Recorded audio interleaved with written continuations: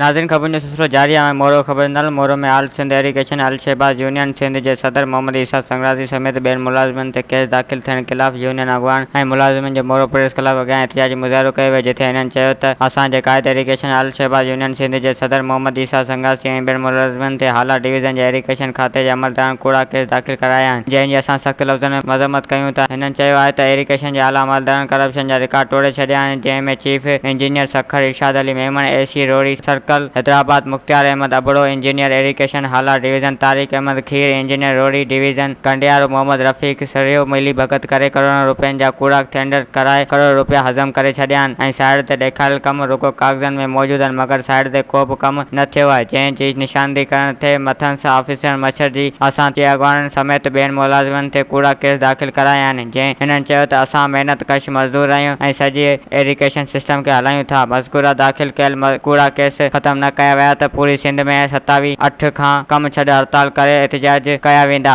अगर को बि नुक़सान थियो त उन जा ज़िम्मेवार एरिगेशन जा मथां आला ऑफिसर हूंदा, जिन्हनि मुतालबो कयो त एरिगेशन अलशहबाज यूनियन जे अॻवाननि ऐं मुलाज़िमनि मथां कूड़ा केस ख़त्म कया वञनि। वधीक ख़बरनि ऐं तफ़सील लाइ विज़िट कयो अवामी news Facebook page, YouTube page ऐं अवामी न्यूज़ वेबसाइट।